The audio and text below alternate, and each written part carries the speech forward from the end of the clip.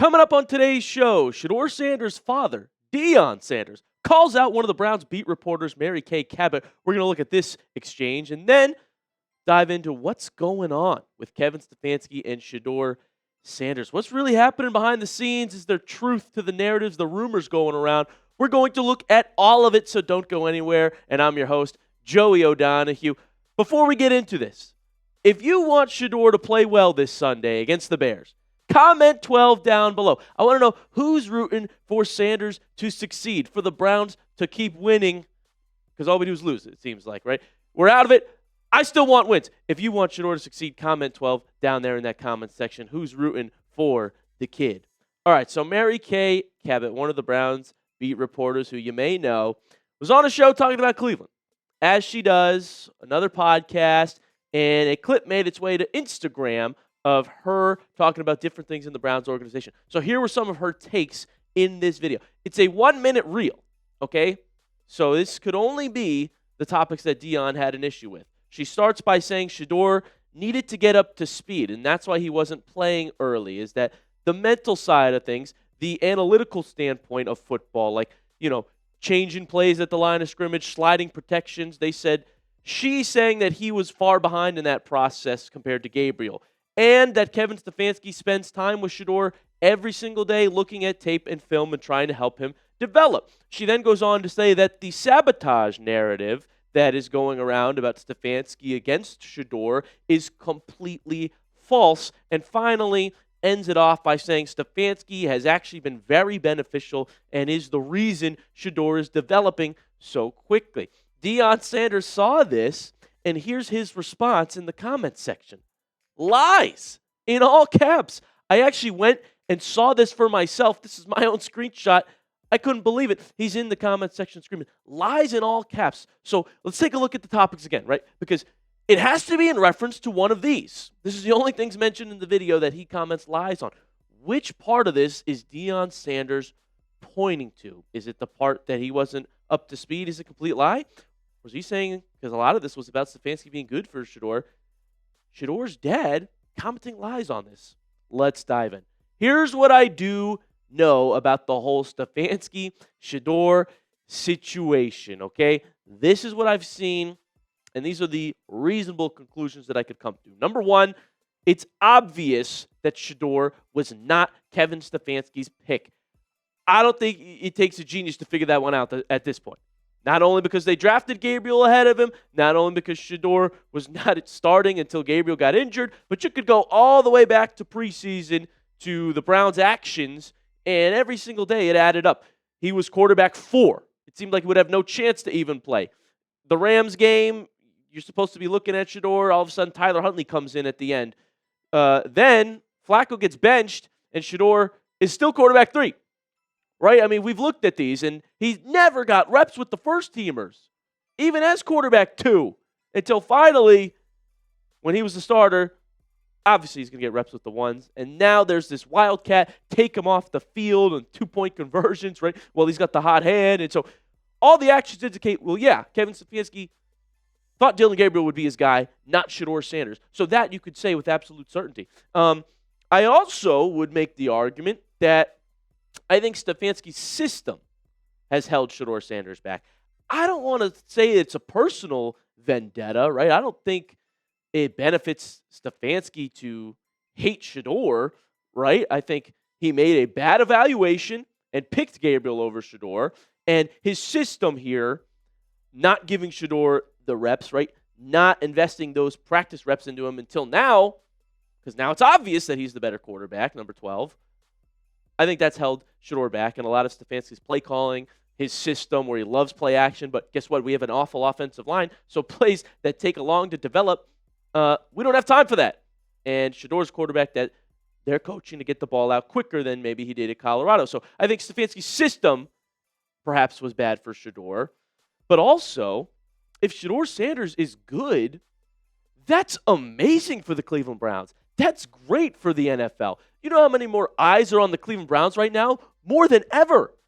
Jersey sales, ticket sales, everything. So it is not in the Browns' best interest to sabotage Shedeur at all.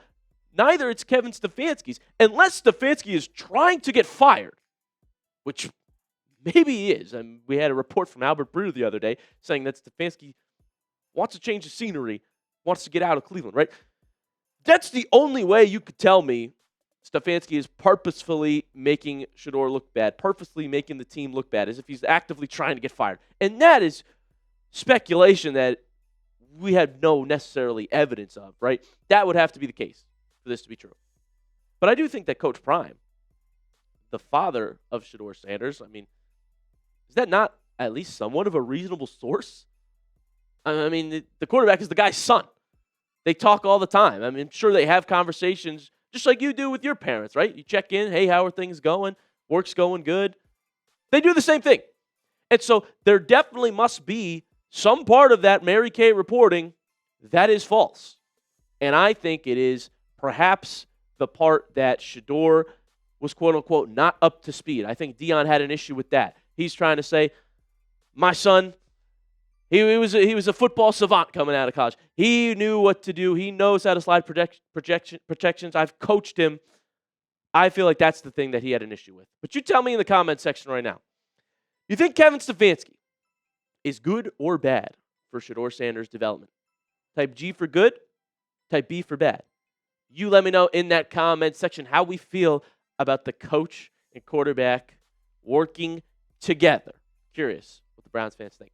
Coming up on the show, we're going to talk about what Shedeur actually has to say about his relationship with Stefanski and his future in Cleveland. You're not going to want to miss some quotes from his press conference. But before we get into that, I want to give a special shout out to today's sponsor, and that is Prize Picks. This episode is brought to you by Prize Picks. It is the holiday season, the best time of year for sports, bowl games, basketball matchups, playoff pushes. It is all happening at once. And while you and I are out here making decisions every day, what gifts to buy, what to eat, which game to watch, there is one place where it feels good to be right.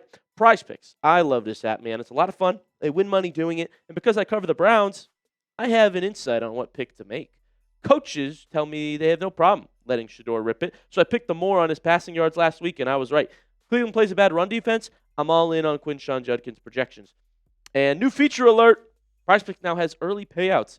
If your lineup gets off to a hot start, you may now have the option to cash out those winnings before the game even finishes. Prize Picks is simple to play. Just pick more or less on at least 2 player stats. If you get your picks right, you could cash in. Here's my lineup for the week. I've got the more on Shedeur. More than half a passing touchdown, more than 149.5 passing yards. And finally, let's finish this off with more than half a field goal made from Lions kicker Jake Bates. That's my lineup. You can make one just like it if you download the Prize Picks app today and use code CLNS to get $50 in lineups after you play your first $5 lineup. That is code CLNS to get $50 in lineups after you play your first $5 lineup. Prize Picks, it's good to be right.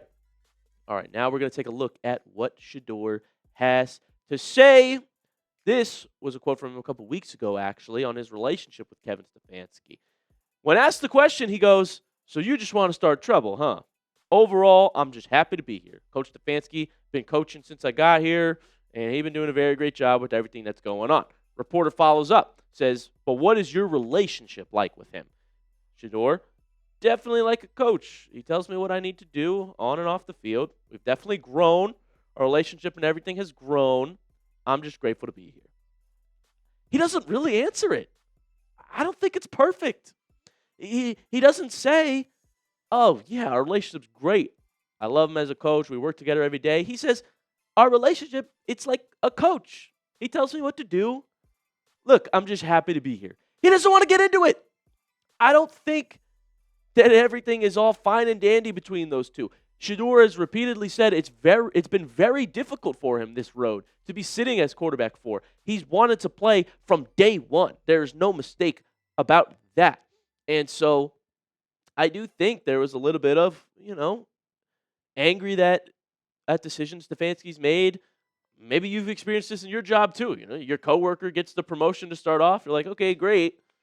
But I should be getting that pretty soon. I think that's kind of the emotions that was going on early on here in the season. And so I don't think everything's all fine and dandy happiness over here. Shedeur also speculated a little bit about his future in Cleveland. And he said, look, I just go here, enjoy my day, work hard, do everything I can.